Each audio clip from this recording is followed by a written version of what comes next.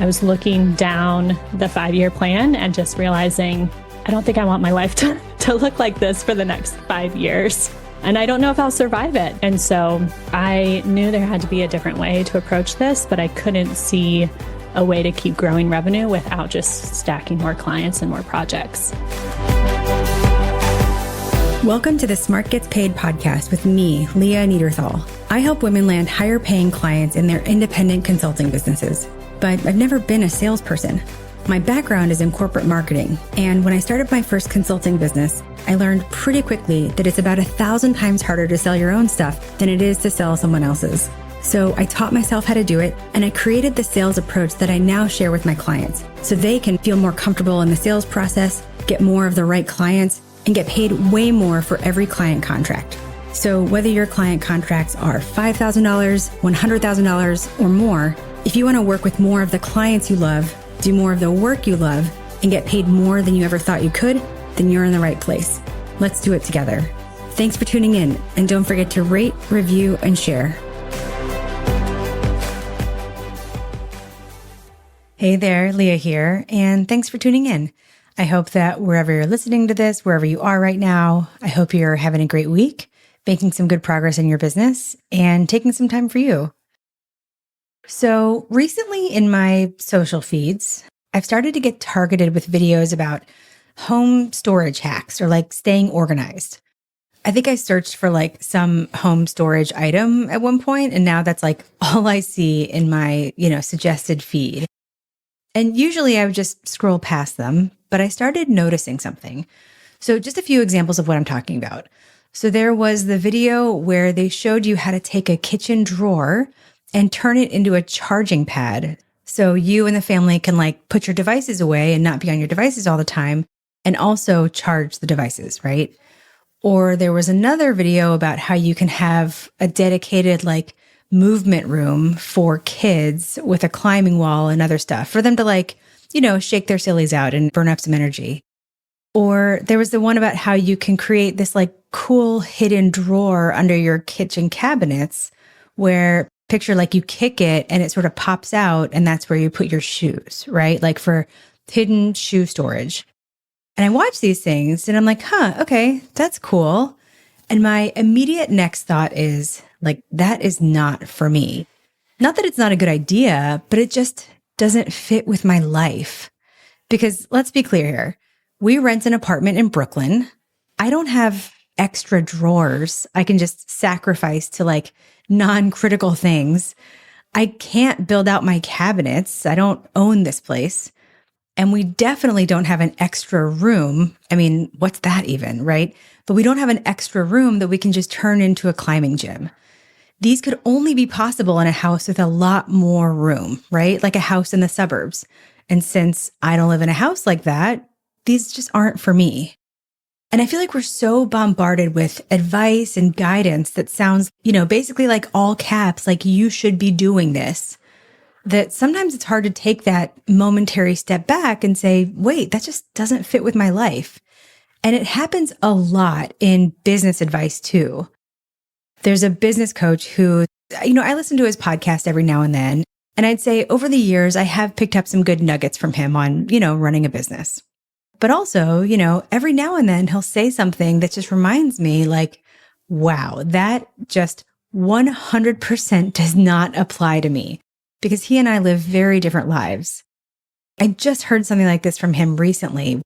So he was talking about like, in order to feel like he's had a good day, there are 3 things he needs, right? And then he goes on, he's like, well, the trick is, okay, so get this. His strategy in all this is to not rush, to take as much time as he wants to do whatever it is he's doing. So the example he gave was he's like, so if I'm lifting and I go over 60 minutes, I want to be able to do that. So, you have to be able to take as long as you want and not rush. And I'm like listening to this and I'm like, oh, really? Take all the time you want? Like have nowhere to be and no one who needs you? And I'm realizing, I sound a little snarky here, but like really, yeah, if I had no responsibilities to anyone else, it would be easy for me too, to just take all the time that I wanted. But we have a 6-year-old and a 3-year-old. and I need to be home at a certain time. And there's dinner and bath time and bedtime and really all the things at all the times, right? I mean, can I tell you one thing I did on my birthday this year that sort of like illustrates this point? So this was my birthday, right? I took the day off and my wife and I went out that night, but during the day, I had the day to myself. So I went on a bike ride because I love cycling, but that's not even the point. In the afternoon, okay, ready? Wait for it. I read a book at a coffee shop. And I have to tell you, it felt so decadent to just like sit and read a book for as long as I wanted. So yeah, the business advice to just take the time that you want and not be in a rush doesn't apply to me because he doesn't have my life. And I was thinking about this as I was editing this episode because this is the exact thing my client ran into as well. She found herself trying to take advice from people who didn't have her life. And as you'll hear, her life went through some major changes that made it even more important to have a business that fit her new life. So today I'm talking to Brynne Krispin, who runs the boutique social media agency Cause Focus. And early in her business, Brynne's world was turned upside down. And suddenly she had to take her fledgling social media business and make it the primary income for herself and her son. And she did it. But after a year, she was so burned out. So she looked for advice on what to do and she joined some coaching programs.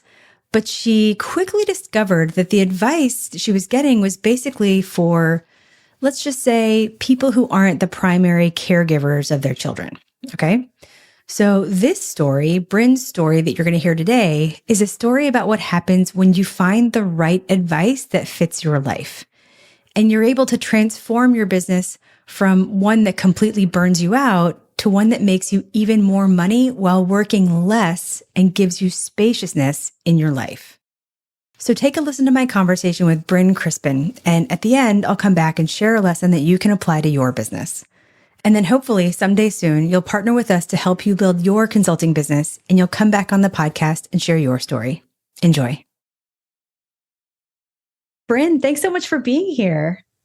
Thank you so much, Leah. I've been looking forward to this for quite some time. Thanks for having me. Me too. Me too. All right, let's just start at the beginning. Tell the good people who you are and what you do. Absolutely. I'm Brynne. I'm a social media and thought leadership strategist for purpose-driven executives. I founded my agency, Cause Focus, about 3 years ago now to help leaders leverage the power of their own voice and expertise to build trust and influence with their audiences online. So we work primarily with subject matter experts who have tons of knowledge. It's just been collecting dust on a shelf, or they just don't know how to get it out in the world. And we partner with them to bring it to life and leverage this to help them bring it new revenue opportunities for their business or organization. Awesome. And so what kinds of organizations have you typically worked with?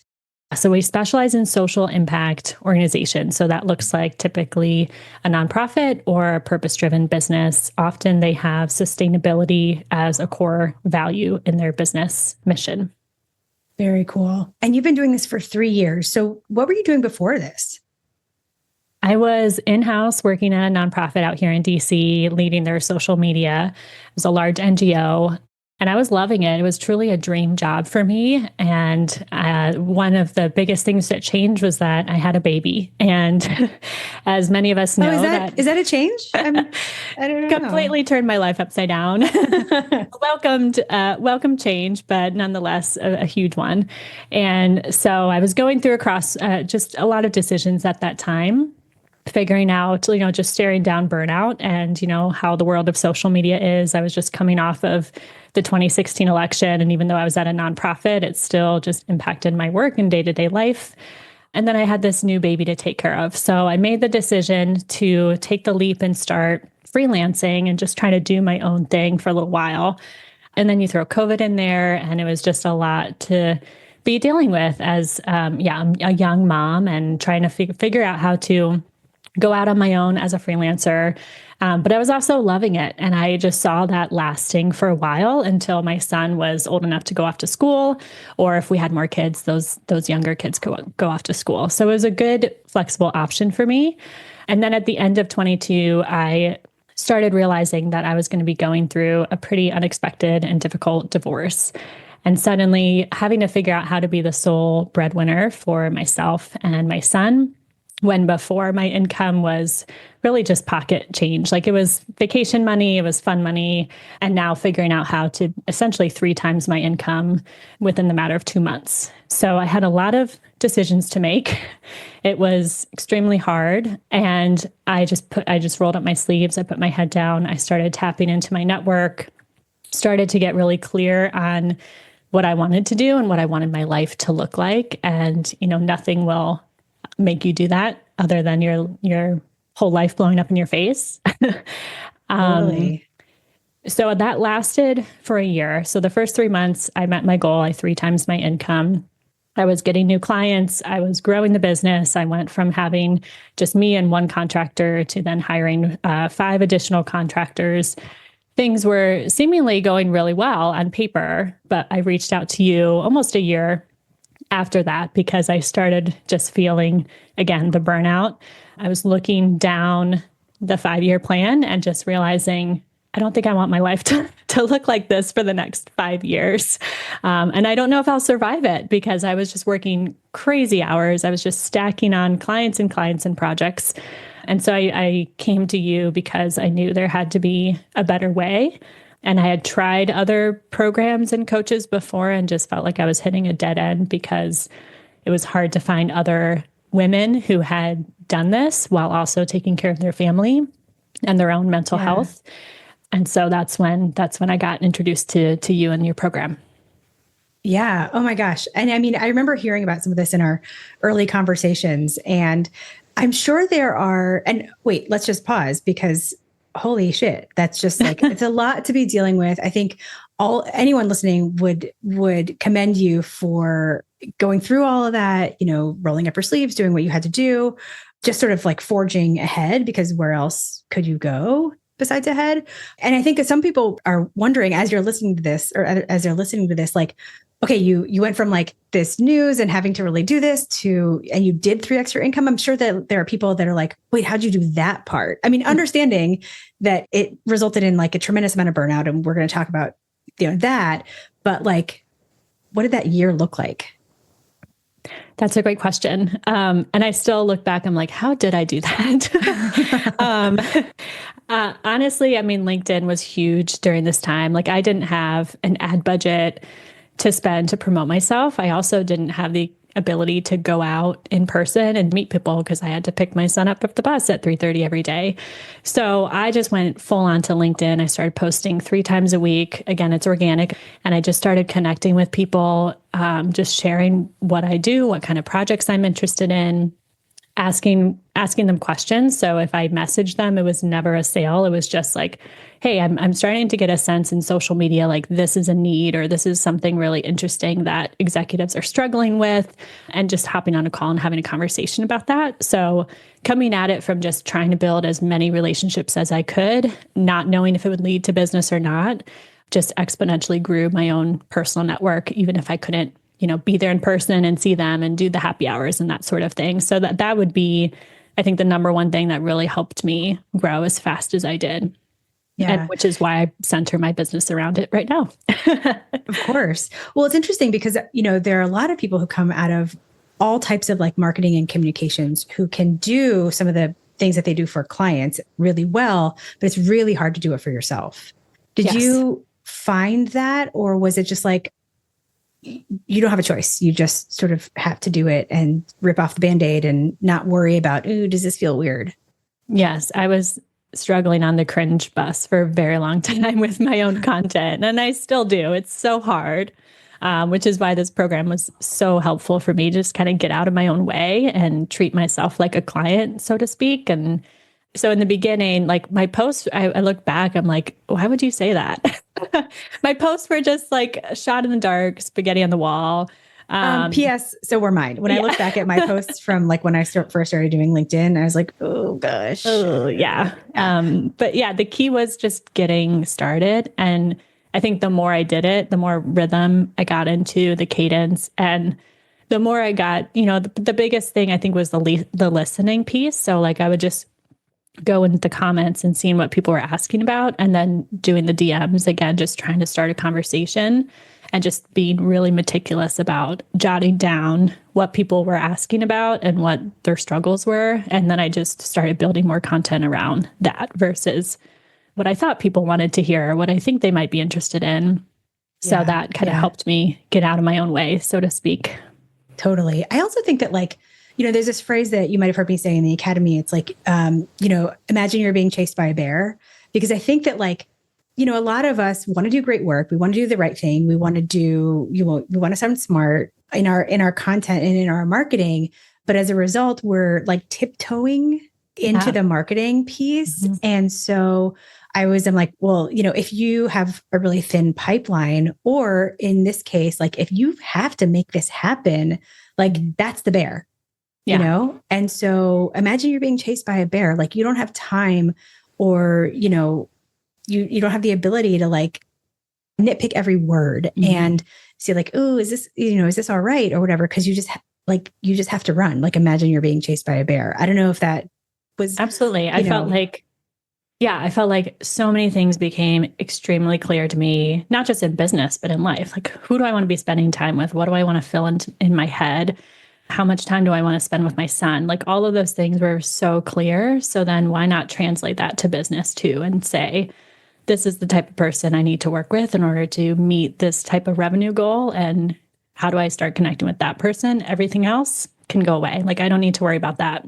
So it's kind of sucks that it takes your life turning upside down to realize that. But I'm also so grateful it happened at the time it did, because my business was 6 months old when I started going through those significant changes. So in some ways, I think it helped starting from scratch, because I could literally build everything around what I needed versus, again, what you think people will need or what you think is important. Yeah. Well, so a year after just essentially being chased by a bear and doing all the things and drumming up all this business, you said you sort of hit this point of burnout, or you recognized really the burnout again. How did that play out? I mean, what did that look like for you? Yeah, I realized I didn't want to be running from the bear forever. I think I was really happy with my work. I still loved it. I still, I'm really competitive. I actually kind of like the sales process. So that didn't intimidate me, but it was just seeing the amount of work I was stacking on my plate without a plan for it to be sustainable for me in the long run. And then I was just losing time with my son, or I was losing time, at the gym and just my own health. And so I realized, and I think just coming from the nonprofit world, I think I got stuck in scarcity mindset and just having that mentality of just roll up your sleeves, put a smile on your face because you're doing good work for good people. And this experience forced me to be more honest about, okay, I can't do that good work if I'm suffering, or if I'm not sleeping well at night, or I'm, having a panic attack. Those things need to come first. And so I knew there had to be a different way to approach this, but I couldn't see a way to keep growing revenue without just stacking more clients and more projects. So I started working with another business coach, still kind of hit a wall because they had a program that was more built toward men who aren't the primary caretakers of their family, definitely not a single mom. So I learned a lot, but I still felt like I just kept hitting this wall of I know there's got to be a better way to do this. I don't think I have to go back to get a full-time job, 9 to 5, in order to make this happen, but I couldn't see the way out. And so I was kind of in a crossroads when I came to the program, because I had hoped that there was a better way and that I knew there was a way out, but I couldn't see it for myself. Yeah. When you say the better way, what did you want it to look like? How do you want things to be different? Mm-hmm. Well, it's funny, on our first call, you drew that little triangle with the mental, emotional, financial. And my mind thinks like that, in diagrams and pictures. And I had that in my head already of those 3 things equally important. And I just felt like I couldn't find a business model or a structure that had those 3 things. So when you said that on the call, I was like, okay, she gets it. She's definitely been there and trying to balance all those three things. Because I'm very much a quality over quantity person. I'm not trying to like make tons of money to get a lake house and like travel the world and do all these extra things. Not that there's anything wrong with them, but my priority was my son and trying to heal and recover from a very hard year. And I also just couldn't allow my revenue to suffer while I was taking care of myself and my son. So in my mind, success was having a really balanced triangle of all those three things and feeling like I had options and flexibility to pursue what I needed in a certain time and different seasons. Because I knew there were so many unknowns. Like I knew there were a lot of things that were going to happen that I didn't know what to do about or how to do them. But I knew I needed the flexibility to kind of move and ebb and flow with what was going on in life. So having a business and growing it in the way that was valuable to me, I was able to give myself those options in a way that, just a standard 9 to 5 wouldn't be able to do that. Totally. I think that, you came to, and I remember this from our first calls, like you came to a point where you were almost like a victim of your own success because you had, really put your nose to the grindstone and done this and like, gotten your revenue to where you needed it to be. But it's easy to get kind of stuck there because what you're talking about, just for everybody, is the three types of profitability, right? Financial, professional, and emotional. And you want the financial to go up, but not at the expense of the professional and certainly not the emotional. And so you get like caught in this trap where you can't take on more, but you can't take on less, right? And so really, what we see, and, I talk about this a lot, is like we have to make every engagement more profitable, right? We have to get you paid more for the same work or less, essentially, by making every engagement more valuable and more profitable. And,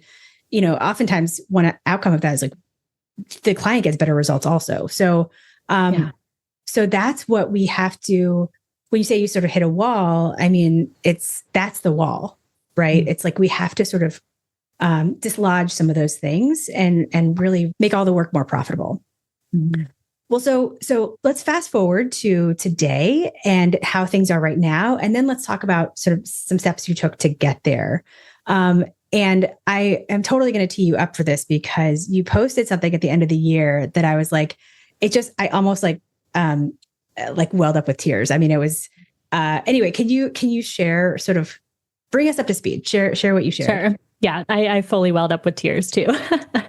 I was going over my numbers for the year and I'll preface this by saying this is hard work, but I was looking over my numbers. You're talking about the year of the bear or this year with me? Just this past year, 2024. Okay. I mean, I will say like, this is hard work. This is why you can't do this in 2 weeks or something. But anyway, I'm going to exactly. Keep going. So I was looking over my numbers and I realized our revenue grew by 18%. But the number of clients I worked with declined by 37%. So I was looking at that gap and I was like, okay, I'm on the right track here. This is working. All that hard work I put in throughout the year of just struggling with messaging and just getting the right type of client in the door, I realized had paid off because now I was making the revenue that I needed to and growing more, but 37% less new clients that I had to bring in to do that. That's amazing. I mean, even still sitting, hearing it again, I'm getting goosebumps. And you're right. It is hard. There are a lot of pieces of this, we can't press a button and this happens, right. We're sort of working on a lot of things, but, it's so, I know it wasn't spa relief day or whatever, but I hope that it provided some validation, that yes, it's not just more work, it's the right work. Exactly. Yeah. And it just feels like I'm going into this year feeling so much more stable and confident in what I'm doing and why I'm doing it. And to your point, it's also added more value to our client base. They've come to me and said wow, did you go on a wellness retreat? Because your clarity of thought is on point. You're pumping out a ton of work. And I'm just like, no, now I know exactly what I need to do. And it's amazing. And I remember you said on our call too, like the little car that you pull back, and you felt like I was that car that was pulled back and I just wouldn't let go because I didn't know what direction to go in. And I feel like I'm able to let that car go, which is a fun feeling. It's a good feeling. That's so nice. I mean, yeah. I mean, think about if you're working with, what was it, 37% fewer clients. Imagine how much more every client gets, not of like just pure driving work, but like you have space. You have space. You have margin in your life and you have space in your brain because you're not trying to like, service so many clients in one day. I mean, I've had days in the past, like when I was doing sort of direct service work where like I had touched every client that day and it was exhausting. I mean, there's nobody gets the best work, know? No, especially with what we do where we're literally like putting their hat on and walking in their shoes and trying to speak like them and talk like them. Like that's a lot of mental work that we do for our clients because we want all the ghostwriting that we do to sound exactly like them. So to be able to really go even deeper with these clients and understand them on a deeper level. And now we're offering even some more like side services to complement what we're doing because it's in such a good rhythm that we can take on a little bit more with them or have those racetrack items to go on alongside. But yeah, it's been good for our team. It's been good for me and really great for the clients as well. So pricing yourself too low it doesn't just hurt you. It actually does hurt your clients. So that's a big lesson I had to learn this past year. Oh, so well put. You're so right. Well, so let's talk about some things that helped you get to this point. I mean, what have been, 2 or 3 of the biggest game changers that made the biggest difference this year? Yeah. That darn painkiller statement. I mean, which I'm still working on and it's still not finalized, but I think just the process. Yes, it never will be. It's I say this all the time, you're always going to come back to it. Even I do. So, all right, anyway, keep going. Yeah. Painkiller statement. I think about that as just that process of getting super clear about what I do, why I do it, what the outcomes are when people work with me. And that is now always top of mind, no matter what room I'm in or who I'm talking to, whether it's a post or a podcast or I'm at an event. I have that so clearly defined now. So that way I've seen like personal referrals increase from that. LinkedIn referrals have increased from that just because I'm like driving that home in every single thing I do. So that was something I was so vague and unclear on before I started the program because people have a lot of different ideas of what social media is. And I think I just kind of like let that flop me around of like, yeah, we do social media audit and strategy and we work with nonprofits, but we also do this other thing on the side with executives and thought leadership. And it was through the conversations with the program that I realized, no, we're doing a lot more than just social media content. Like we're executive coach and communications, and we're helping people decide how to comment on a big political issue sometimes. So just really getting clear and defining that was huge. And then I think just shortening the sales cycle too. Before I was getting on a discovery call and then doing email follow-up and then maybe another call and another email.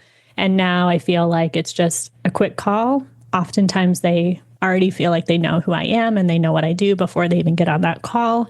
And then it's typically just another email follow-up or one more call to kind of seal the deal. So that sales cycle has just drastically decreased, which is saving everybody time, which is an amazing thing.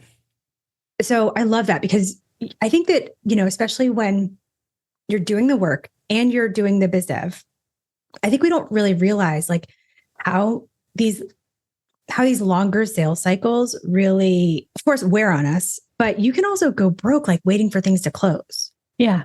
And like waiting for the things in your pipeline to actually make a decision. I mean, do you have a sense of like how long things used to take before and how long it takes now? So the average from 2023 up until I started the program, it was on average like 6 months to get from like first call to close. Now it's typically a month or less. Yeah. Whoa. That's amazing. Yeah. And that's a lot faster than what we typically see. I mean, I think everybody who's listening to this has probably heard me say 100 times, like the typical B2B sales cycle can take anywhere from 3 to 18 months. Now, 6 months is like on the lower end of that, but still, you have bills to pay and people to pay and, your own sort of mental health to think about and your own bandwidth and burnout. So the fact that you're now getting the right clients, they're paying you more and they're saying yes in a month. I mean, that's a great combination. And I also had to get over the fear of like, well, what if these fewer clients, now that I'm focusing on the fewer clients versus stacking clients, what if they all go away? Or like, what if half of them cancel in a month? And I just had to kind of work through that internally of that fear mindset of knowing that even if that happens, I have a great offer. I know exactly the value that it provides to people, and I can go and get more work if that happens. It hasn't happened yet, and I feel like it's not going to happen, but it could. You never know, especially with the world we're living in now. There's a lot of uncertainty, but I feel like I came into this year, even with all the volatility happening in social impact and seeing friends get laid off and seeing, budgets just completely disappear, and being able to still grow our client base and get more leads because that offer is so clear and the value we provide is so clear. So, if you're feeling that fear mindset creep in, I would just say, try to just close it out. Instead, focus on just your offer and what you're really, really good at. And people will see that no matter what the market is doing. I find it so interesting that you're like, basically, a lot of things are going right, but on some level, you're like waiting for the other shoe to drop, and I think that a lot of, of us feel that way to some degree. They feel like whether it's, you've gone through an actual traumatic situation where the bottom did drop out, right? And, working through that to just everyday stuff where we feel like the client's going to find out that we don't know what we're doing, or everyone's going to I'm going to say something, I'm going to make a wrong move and they're going to cancel their contract. Like we're just sort of waiting for something to happen or worried that something's going to happen. But the truth is you do great work and your clients, love you and you're getting results for them. And yes, all these other things, like your offer is tight and all that stuff. But like, what is, I don't know. I don't know what the question is, but it's like, what's that about? And yeah, I don't know, but I fight that. I started and those things did happen last year. Like we did lose clients. We had big mistakes we had to correct with a client and they ended up staying, so it's not like those fears are completely invalid. They're real things that happen and problems that you have to solve. But I started just a list on my phone in my notes app of just like all those fears that actually happened and then how we responded and how it went okay. Like it was still okay at the end of the day. And so I try to look at that as much as I can when I'm starting to sense that creep in again, because now I have a track record and proof that the world doesn't always fall apart if you lose a client or if you make a mistake. But it's still something that's just always in the back of my mind. I'm glad I'm not the only one who deals with that. You're definitely not. All right. So painkiller, shortening the sales cycle, 2 game changers, and then just observing the fear and knowing that things are going to be okay. Is there anything else that really made a big difference for you this year? The community. I mean, I have loved getting to know just other members of the community, feeling like I have a support network around me.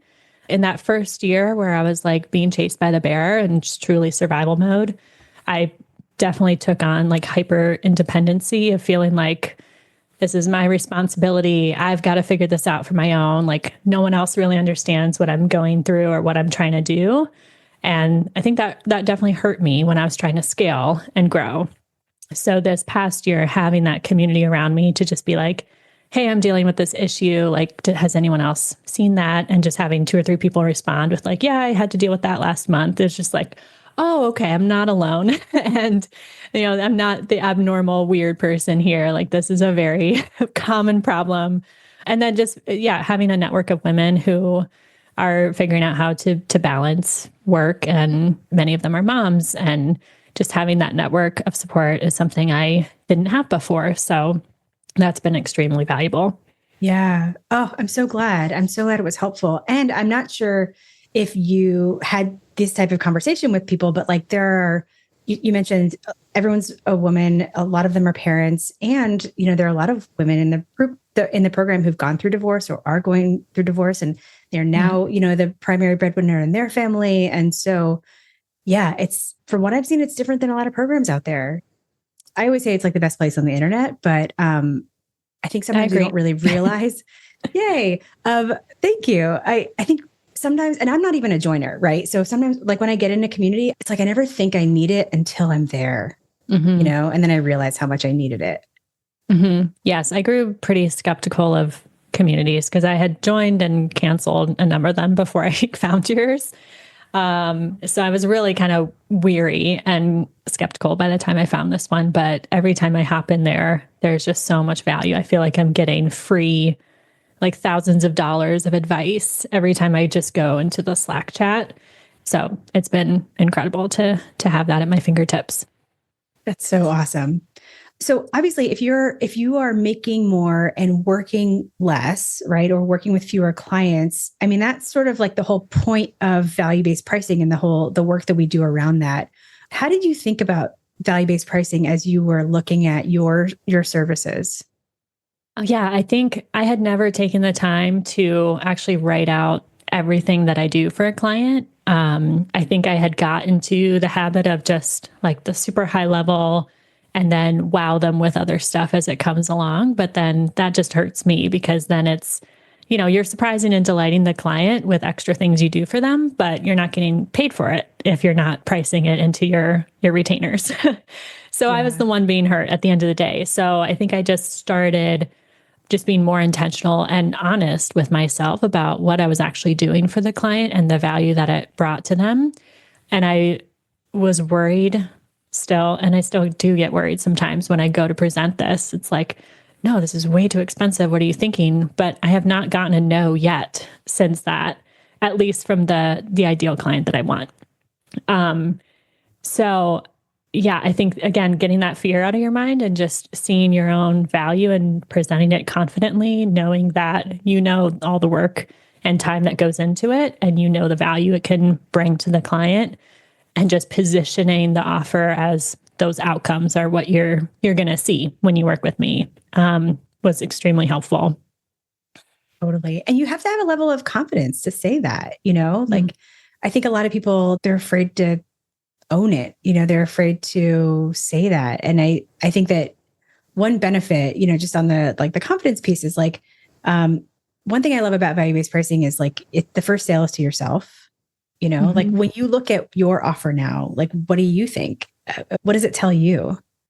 I think it could probably go up.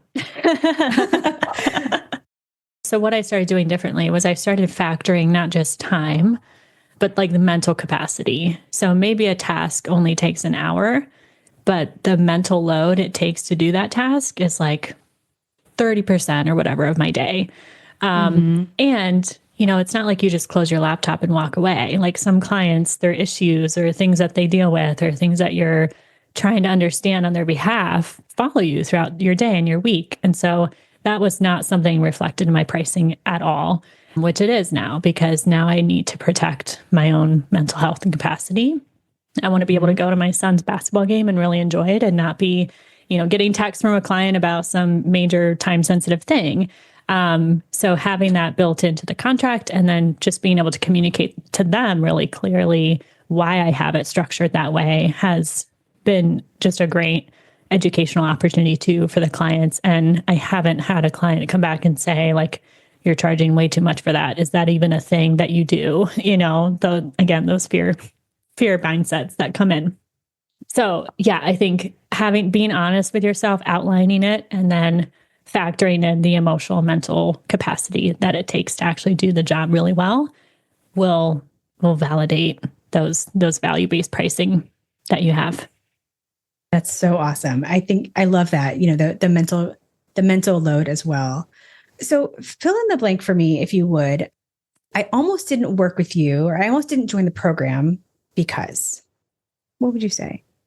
Because I tried other coaching programs and just hit a wall and felt like they didn't quite understand my challenges or the unique service that I offer, the unique challenges I have with just doing this as a single mom. And I had tried those before and felt just like I was hitting a wall. So I almost didn't go for it because I thought, and they all sell really well. So they all get you in the beginning thinking, we get you, we've been in your shoes, they know the language to use. But I think it was the call with you of just like hearing those examples that you shared about other people in the program. I also remember you sent the podcast interview with Jill, who had a really similar story to mine. And just hearing that example was like, okay, this is very different from anything I've heard before. Really took me across the finish line. Oh, I really appreciate that. And you're right. I mean, I think I hear that a lot because I work with women in, as you know, the messy middle, and nobody's starting out from scratch, which means they've tried some stuff before, but and not everything is the right fit. But when you find the right fit, I think that's when you can really succeed. Brynne, what would you say to anyone who's in the position that you were, back then? Like back then, meaning you had been running from the bear, you'd been in survival mode, you were feeling burnout. What advice would you give her? You don't have to do it alone. There are incredible people out there who want to see you succeed and want to see you thrive and will be with you every step of the way to get it done. And you don't have to feel like you're in this battle all by yourself and you have to figure everything out all by yourself. I think having that mindset early on held me back from doing what I love and doing it really well. And then having this community and having women with like 20, 30 years of experience that I could lean on and just trust without question. It's almost like I compare it to going to Costco where it's like, I just know when I go to Costco, like I'm going to get a good deal. Things are going to be good quality. I don't have to think about it. And so I feel like this program was like, I just needed a break. I didn't want to have to make more decisions. I didn't want to have to worry if I was wasting money or time. I just wanted to go trust the people who were in it, trust that they had my back and they had my best interest in mind. It was a game changer for me because I think it came at such a pivotal time in the business where I really could have just kept going as I was and probably burnt out hard by this time, or I could make those really significant, hard changes, but necessary in order to grow it in the direction I actually wanted it to be. And that would be healthy for me and my son. So if you feel like you're at that pivotal moment, this is a great program and a great group to help you get there and get to the other side without sacrificing your own mental health and well-being. I love that. That's such great advice. Even if you didn't point to this program, but the Academy, the Costco of programs. Brynne, where can people find you? LinkedIn, please add me on LinkedIn. I'd love to connect with you there. Amazing. And what's your website? And you can also go to causefocus.com, and that's focus with a K. Awesome. Brynne, thank you so much for being here. This has just been so inspiring. Thank you so much for having me. What an amazing story, right? I mean, being able to increase your revenue while working less, and as a bonus, shorten the sales process from 6 months to 1 month. I mean, this is what happens when you find a place that fits your life with guidance from people who understand your life. I'm so happy for Brynne. And if Brynne said anything that spoke to you, please reach out to her on LinkedIn and thank her. And of course, if you learned anything from this episode, please share it with a woman consultant who might like it. So there are so many good nuggets here, and I want to pull out a lesson that you can think about for your business.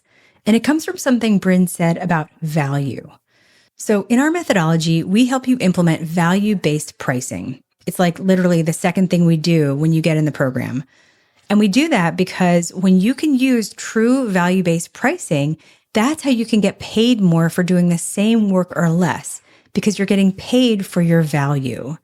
And I love what Brynne said about how the value isn't just what you do.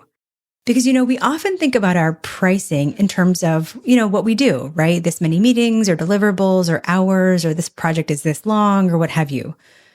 But as you heard Brynne say, there's value in how you think and what you're doing when you're not in front of the client. And when you use value-based pricing, when you actually implement real value-based pricing, you can incorporate that into your services and into your pricing. And it's impossible to do that when you're charging hourly or like a retainer, air quotes retainer, which most retainers are just loosely based on hours anyway. Like, could you imagine having a thing in your proposal for thinking time? There's no way. But when you implement true value-based pricing, you're getting paid for your value, not your time. So here's what I want you to take away. Your work has value beyond what you do and the time you're in front of the client. Your value is in your brain, your perspective, the clarity you bring, the way that you see things the client can't see, the way you help clients avoid costly mistakes, and the confidence you help build. And all of that is worth something. And actually, it's worth a lot. So if you've been underpricing yourself, if you've been basing your pricing on time or deliverables or how long something takes or what have you, I can promise you, you're not getting paid for the real value you bring. And when you shift to value-based pricing, when you learn how to do that in a real and practical way, that's when you can get paid more and work less, just like Brynne did. Because when you own your value, everything changes. And you deserve to be paid like the expert you already are.